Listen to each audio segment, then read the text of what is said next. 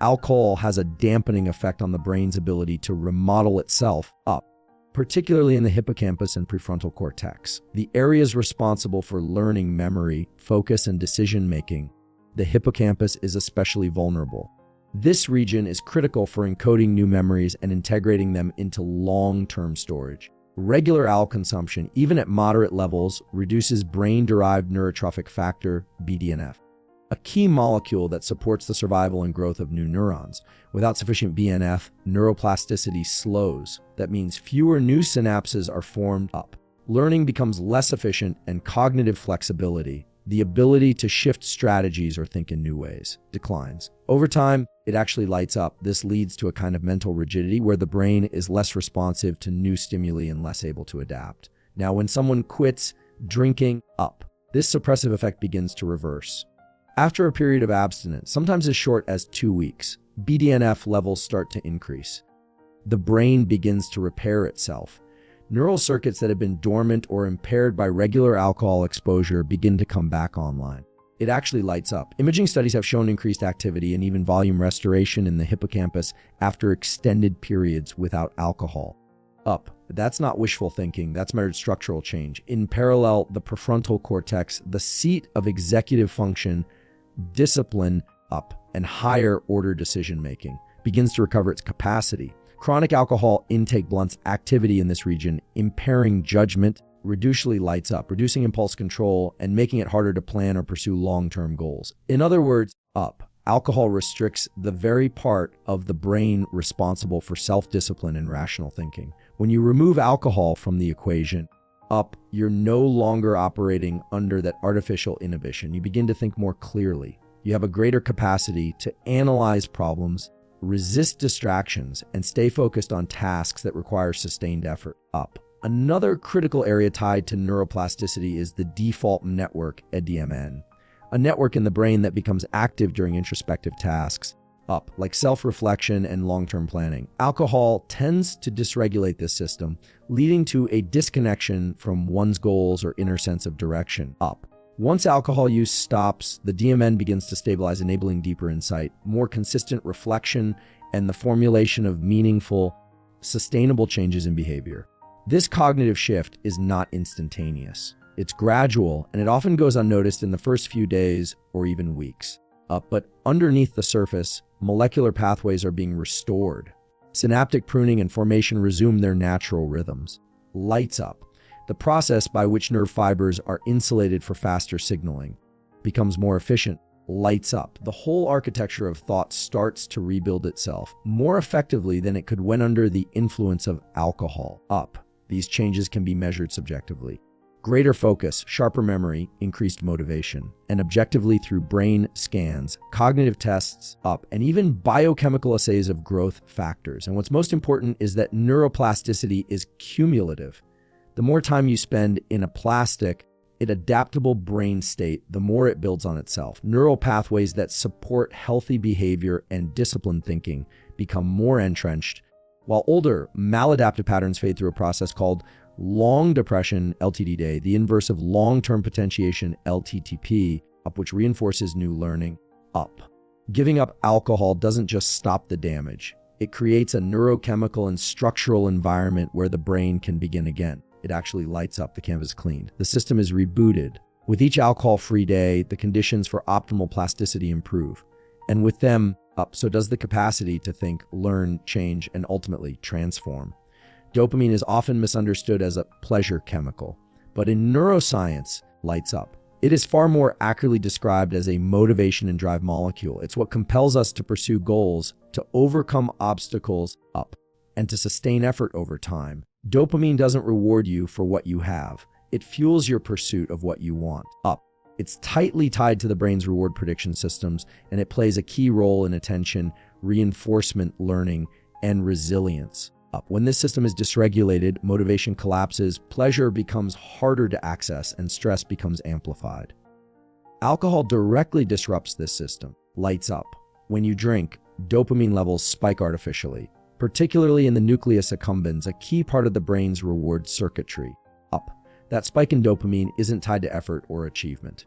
It bypasses the natural reward system and floods the brain with chemical gratification, up.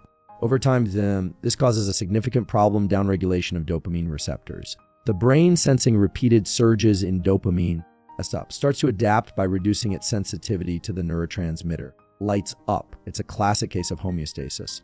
Your brain trying to restore balance in the face of overstimulation, up. The net effect is that baseline dopamine levels drop and the system becomes less responsive. Tasks that once felt energizing, work, social connection, lights up. Exercise, even hobbies, start to feel dull or exhausting. Motivation plummets. This is not a failure of willpower, it's a biochemical adaptation, up.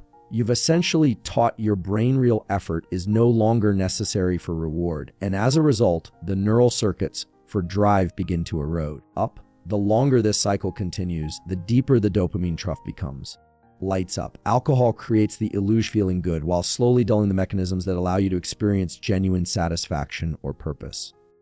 Now, up. When alcohol is removed from the system, this dopamine disruption doesn't vanish overnight. Initially, it gets worse before it gets better. It actually lights up. In the first days of sobriety, people often experience a dopamine deficit state, what's clinically referred to as anhedonia, up, or the inability to feel pleasure. This is the result of an underactive dopamine system trying to re-establish its equilibrium. You may feel flat, irritable, actually lights us, or restless. This is a neurological process, not a psychological failure, up.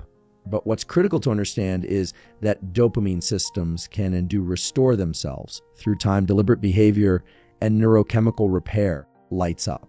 After a few weeks of abstinence, dopamine receptor density begins to increase. The brain becomes more responsive to the smaller, more natural fluctuations of dopamine that come from effort, learning, or connection. Activities that once felt meaningless, like completing a workout, having a productive conversation, or setting a clear goal, begin to stimulate dopamine in the way they're supposed to. This return to baseline function is accompanied by a reawakening of the brain's mesolimbic and mesocortical pathways, the routes that connect ventral tegmental area, where dopamine is synthesized to the nucleus accumbens and prefrontal cortex, lights up. When these pathways are active and healthy, you regain a sense of agency, up. You start to derive more motivation from within rather than needing external substances to trigger action, up. You begin to feel aligned again with long-term rewards rather than short-term indulgence. There's also a powerful link between dopamine and mood regulation. Up. Chronic alcohol use is associated with blunted dopamine transmission and increased risk of depression and anxiety, lights up. Once alcohol is removed, dopamine signaling improves, mood becomes more stable, and emotional reactivity declines, up. This is because dopamine doesn't operate in isolation. It interacts with serotonin, norepinephrine, and cortisol systems, up, all of which play roles in mood and stress regulation. When dopamine is no longer being hijacked, the whole neurochemical orchestra becomes more synchronized, up, leading to fewer mood swings and more emotional resilience. Importantly, restoring dopamine balance also resets what neuroscientists call the reward threshold, the amount of stimulation required to feel motivated or satisfied, up. Alcohol raises that threshold, making everyday pleasures feel insufficient. But once sobriety takes hold, the threshold begins to lower, allowing for a more grounded and sustainable experience of joy, fulfillment, and engagement with life. Instead of needing massive stimuli to feel something, you regain the ability to take pleasure in subtle, meaningful experiences. You stop chasing dopamine and start building it through effort and consistency. Relights up. That shift rewires not just how you feel, but who you are motivated to become. Sleep is not just rest. It is a critical phase of neurological repair, up, emotional regulation, and memory consolidation. When we sleep, especially during the deep and REM stages, up, the brain engages in highly organized patterns of activity designed to restore physical energy, strengthen mental performance, lights up, and reset the body's internal systems. This is what's known in neuroscience as sleep architecture, and it refers to the structure, order, up, and quality of various sleep stages over the course of the night. Alcohol has a profound and damaging effect on this architecture, up, and removing it can lead to one of the most powerful transformations in brain and body function. To understand how alcohol disrupts sleep, lights up, we need to look at how it interacts with the GABAergic system. Alcohol enhances GABA activity, which is the primary inhibitory neurotransmitter in the brain, up. This side effect is why people often fall asleep more easily after drinking. But this sedation is not true sleep. It's more like unconsciousness. The brain is not cycling naturally through its proper phases, and the depth and restorative quality of sleep are significantly compromised. Most notably, alcohol suppresses REM sleep, the stage associated with dreaming, memory processing, and emotional regulation. REM is where the brain makes sense of emotional experiences, consolidates complex learning, and resets stress reactivity. Even small amounts of alcohol can shorten or delay REM sleep. Over time, this creates a cumulative affecting dreams become less vivid or memorable. Emotional regulation diminishes, and the brain's capacity to learn from experience is impaired. When REM is consistently disrupted, people often wake up feeling mentally foggy or emotionally unstable, even after what seemed like a full night of sleep. Additionally, alcohol fragments slow-wave sleep, commonly referred to as deep sleep.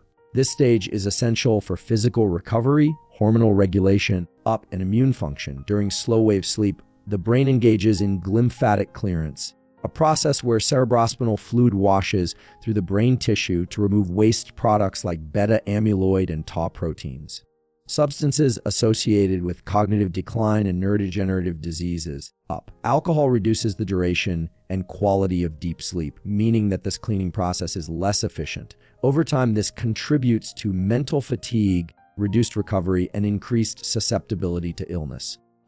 Another critical point is the rebound effect. After alcohol is metabolized, typically a few hours into the night, the sedative effect wears off, and there's a compensatory increase in glutamate activity, which is excitatory. This leads to sudden awakenings, restless sleep, or early morning insomnia.